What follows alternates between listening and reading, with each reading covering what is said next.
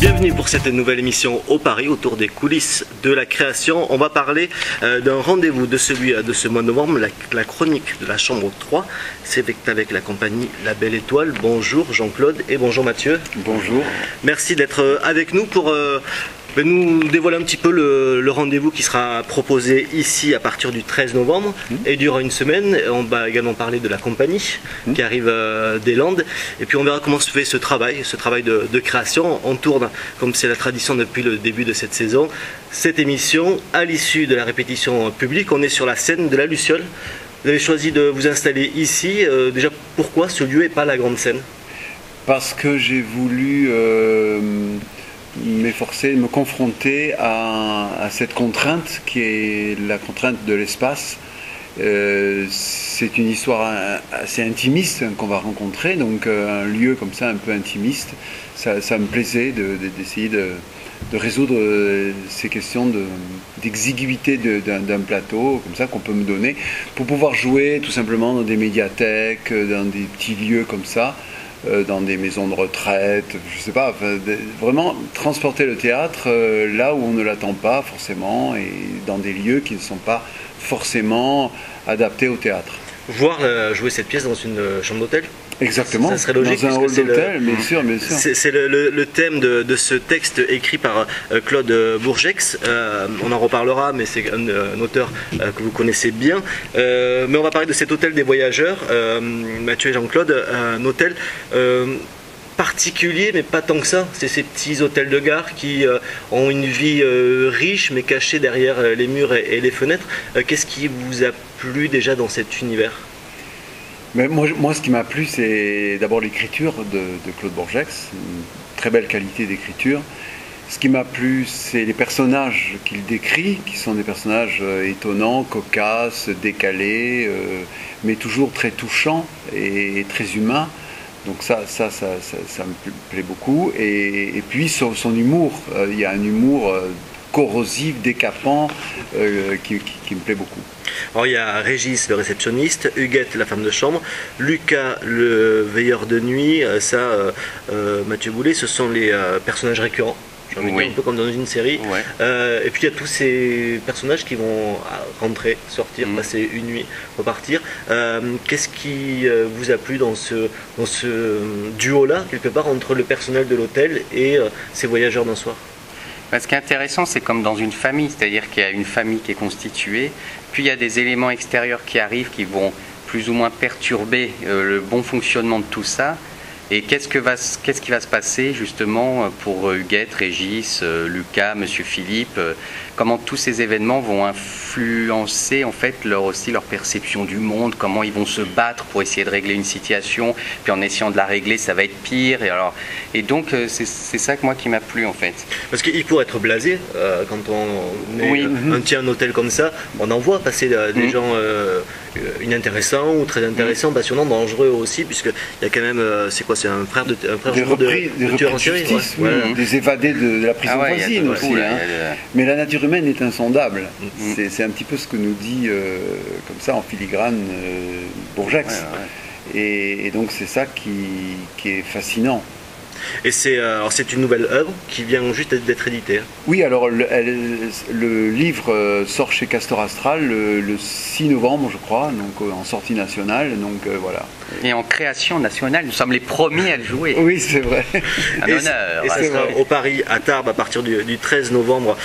Pour l'avant-première, c'est un tarif à 5 €, comme le veut la tradition. Mardi 13 à 20h30. Mercredi 14 novembre 2018 à 19h. J'ai dit 2018 parce que si les gens regardent cette vidéo dans 2 ans, il ne faut pas venir, ça sera déjà passé. Mais on pourra vous retrouver ailleurs. Ah oui, j'espère bien. Jeudi 15, vendredi 16, samedi 17 novembre à 20h30 et la dernière, ce sera le dimanche 18 novembre à 16h. Autour de ça, il y a plein d'autres rendez-vous. On va en parler au fil de cette émission. Mais cet auteur-là, vous le connaissez bien, vous l'avez déjà interprété. Oui, je l'aime beaucoup. Ça fait une dizaine d'années que je le côtoie. Il vit à Bordeaux. Il a été mis en lumière par Claude Pieplu dans Les Petites Fêlures. Claude Pieplu aimait beaucoup des auteurs contemporains, ce qu'on sait moins. Il est connu pour les Shadocks, pour évidemment son parti pris. Une voix qui est ancrée dans notre mémoire. Voilà, c'est ça. Moi j'aime beaucoup Bourgex, comme je l'ai dit, pour sa qualité d'écriture, ses personnages très, très étonnants. Très humain, et j'ai monté donc Écrit d'amour, j'ai fait des lectures aussi avec lui de ses textes récents. J'ai toujours suivi sa production, sa création, et là un jour il me donne ce manuscrit, et je l'ai trouvé formidable, et je me suis dit voilà, j'aimerais bien porter ça à la scène, mais comme dit mon camarade, j'étais un peu inconscient parce que c'est pas si facile que ça de transposer au théâtre quelque chose, une œuvre littéraire. Voilà. Déjà, il a fallu faire un choix parce que dans l'œuvre écrite, il y a beaucoup plus de personnages que ça. Oui. Il y en a une soixantaine et nous on en a pris une 27, 28, voilà. Alors, Mathieu, comment se fait la mise en scène justement autour de ça, parce que vous êtes deux sur la scène pour interpréter autant de personnages, à la fois les récurrents et les passagers. Comment on imagine le rendu pour le public qui est notamment là lors de cette répétition publique? Ben là en fait on est en collaboration sur la création même artistiquement parlant, mais comme le spectacle est scindé en deux entre guillemets, parce que même si je suis tout le temps sur scène etc, mais on va pas tout dévoiler. Non. J'ai quand même moi après un regard extérieur pour le diriger. Après Jean-Claude, de toute façon c'est lui aussi qui est le... On peut diriger Jean-Claude oui, c'est possible, avec beaucoup de diplomatie, beaucoup d'alcool. Non, c'est pas vrai. On croit que... non, je dis beaucoup de bêtises. Donc en fait, non, moi je dirige, après lui bien sûr, parce que c'est lui qui est quand même à l'origine du projet, et moi je suis en collaboration et j'amène aussi mon expérience pour petit à petit, après, qu'on crée en commun cet objet. Voilà. Vous êtes un peu comme ce jeune veilleur de nuit en fait. Oui, voilà, c'est ça, ouais. Je joue, je le mets en scène, après je mange, je dors, je me lève, on discute, et après voilà, comme ça. Et là on va regarder un premier extrait de ce que vous pourrez voir à partir du 13 novembre sur la scène du Paris à Tarbes.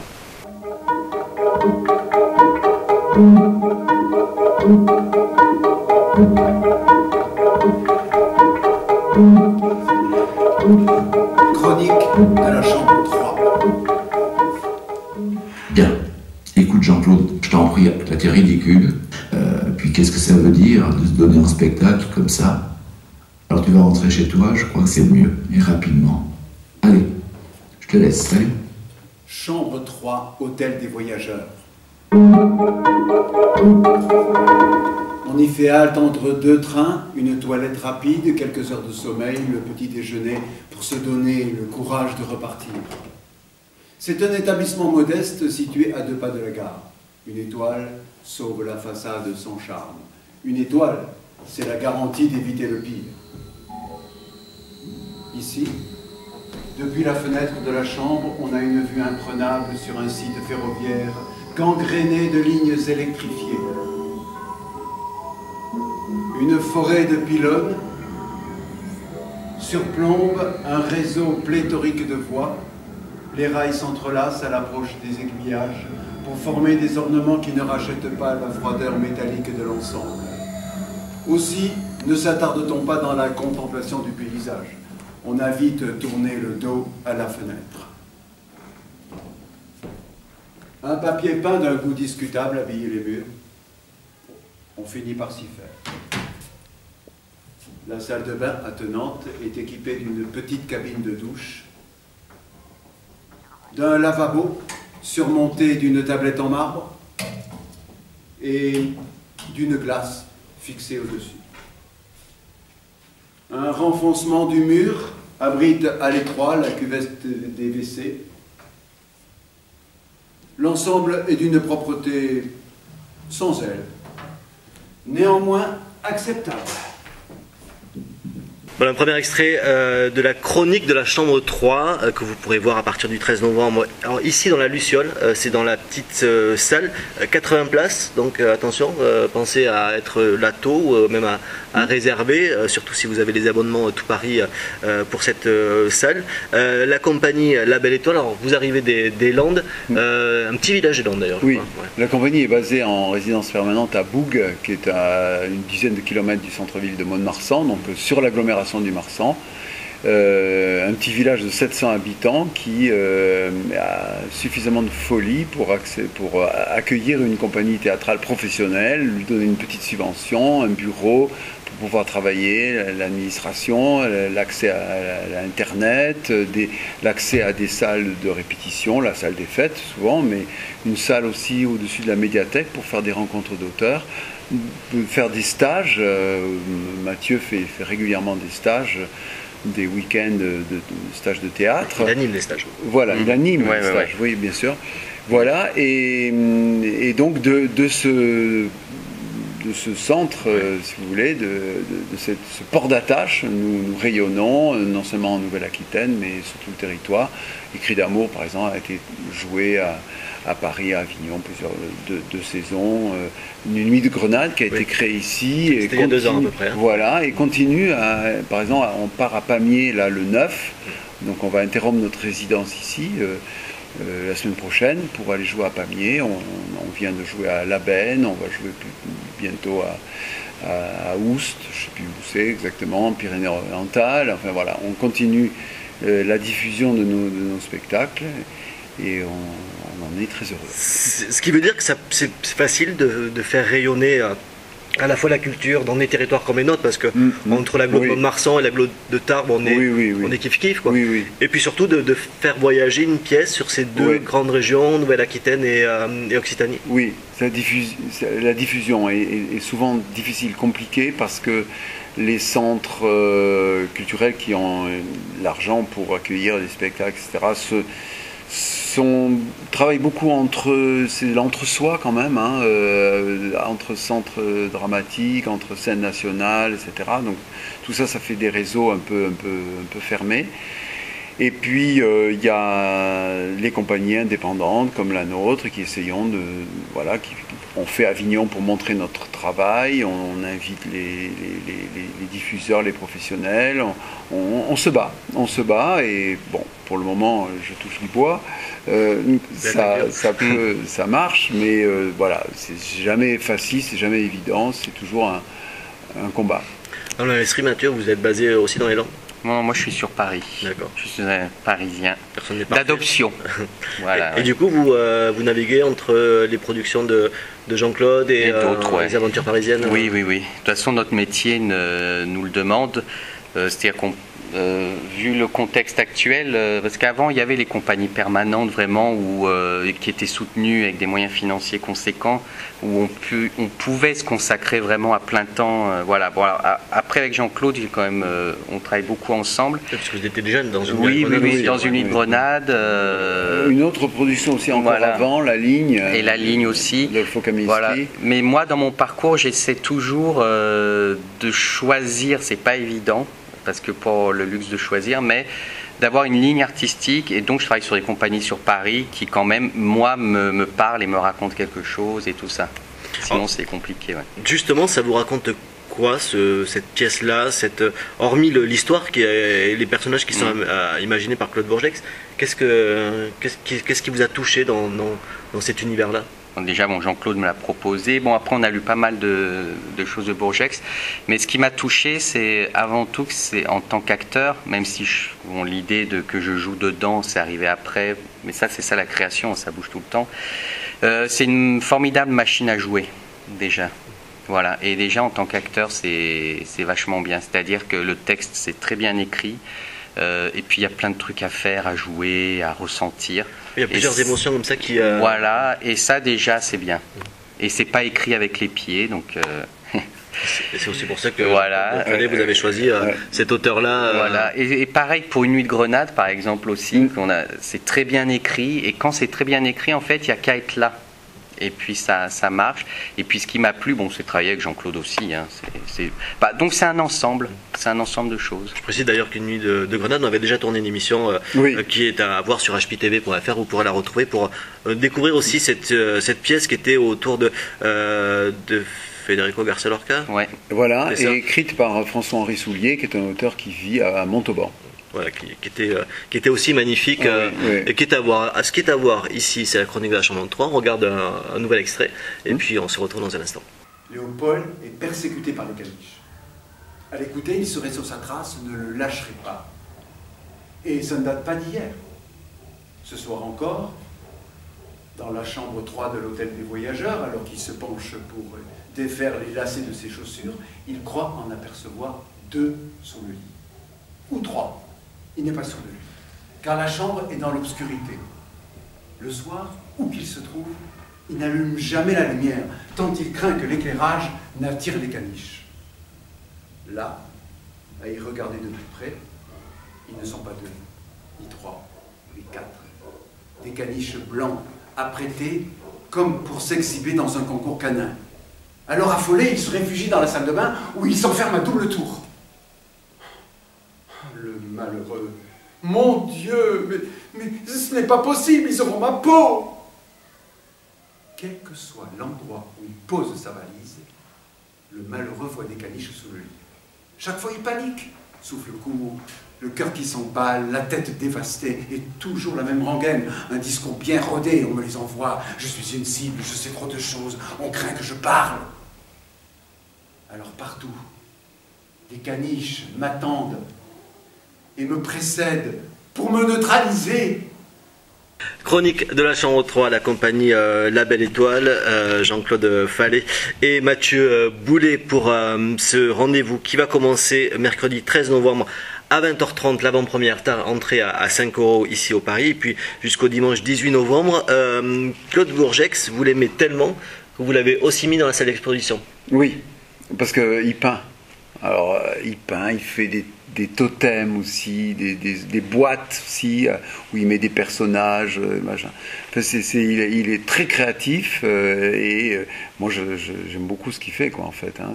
Bon, on retrouve complètement son esprit, ses angoisses, son humour. Surtout ses angoisses, oui. Quand on regarde, il y a les visages, ils n'ont pas l'air toujours tous rayonnants quand même. Ben non. C'est très joli à voir. Hein, c'est très beau. Voilà. C'est très beau, mais non, il faut aller un peu au-delà de...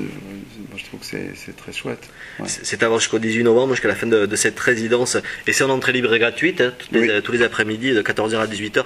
Poussez la porte du Paris. Si vous la poussez aussi avant le 13 novembre, voire avant le 18 novembre, on pourra aussi vous voir. Hein. On peut venir taper un petit peu à la porte et vous rencontrer. C'est tout l'avantage de cette... Celle-là, il faut remercier et louer cette initiative de donner une carte blanche comme ça à un créateur vivant dans plusieurs aspects de sa création, c'est-à-dire évidemment l'écriture, la peinture. Il a fait ici des lectures avec moi d'ouvrages récents, chacun pour soi et des gens comme ça. Voilà, donc c'est vachement bien de donner comme ça accès à la création d'un artiste. Et autour de cette création, il y a d'autres rendez-vous, on va les rappeler rapidement. Il y a déjà eu le concert dans le cadre d'Itinéraire Chanson qui est passé. Écrit d'amour que vous avez interprété le 26 octobre. Et puis il y aura deux nouveaux rendez-vous. Ce sont les liseurs de la fabrique. Avec le samedi 10 novembre, c'est Véronique Crichier qui viendra lire des extraits de l'œuvre de Proust. Ça sera dans cette même salle, à la Luciole, à partir de 16h, en entrée gratuite. Et le 17 novembre, le samedi 17 novembre 2018, toujours je précise, à 16h. Ce sont des textes de Gloria Carreño. Je t'écrirai des lettres d'amour qui seront lus par Anna Mazzotti et Roland Abadi. Ça, c'est dans le cadre aussi du centenaire de la Première Guerre mondiale qu'on continue à célébrer avec ce 11 novembre qui arrive. C'est aussi important comme ça d'avoir des moments comme cette répétition publique, de rencontres, d'échanges avec le public. Il y en a aussi après chaque représentation des bords de scène. Mathieu, Jean-Claude, ça vous aide aussi à peaufiner la création? Bien sûr, c'est la finalité, hein, c'est cet échange avec le public. Nous, on travaille pour ça. C'est notre objectif, souci du matin au soir, 24h/24, je dirais presque, justement dans ces périodes-là. Donc on a besoin de ce retour-là. pour savoir où on va. Vous voyez, c'est comme un bateau qui va un peu à l'aveuglette. Parfois, on a des lignes, bien sûr, on a des caps à garder, mais on peut s'adapter en fonction aussi des retours, de l'efficacité de ce qu'on produit, etc. Oui, parce que la création, c'est quand même un exercice solitaire. Entre ce qu'on a dans la tête, après on répète entre nous, mais à un moment donné, on a besoin du regard de l'autre. C'est comme dans la vie, si on se nourrit plus de l'autre, à un moment donné, on se dessèche et puis on finit seul dans son vieil voilà. appartement. Oui, à Saint-Jean-de-Luz. Ouais, bon, c'est quand même plus agréable. Un dernier mot sur, si je devais vous demander, parmi la galerie de personnages, alors que vous avez choisi de mettre dans cette pièce, ou qui sont dans l'œuvre de Claude Borgex, chacun, lequel vous touche le plus, ou vous effraie le plus, ou en tout cas qui a provoqué le plus d'émotions en vous? Jean-Claude, on laissera le mot de la fin, Mathieu. Alors là, vous me posez une colle, parce que je les aime tous. Ils sont... Oui, mais c'est comme les enfants, on dit toujours qu'on les aime tous, mais il y a toujours un. Celui-là, c'est le petit dernier, c'est le premier, c'est. Oui, ils ont tous gagné. Ils sont très touchants. Moi, je crois que c'est ça qui fait que je les aime, parce qu'ils me touchent. Parce qu'ils me touchent dans leur faiblesse, dans leur faille, dans leur folie, quelque chose comme ça, quoi. Donc, je sais pas, vraiment, je les aime tous. Mathieu? Moi, c'est sur Mathilde, c'est les 2 derniers que je fais, et c'est très beau, parce que c'est une rencontre sur un site de rencontre, voilà, mais je vais pas trop dévoiler, et puis il y a tout un imaginaire qui se déploie autour, et j'aime beaucoup ce moment-là.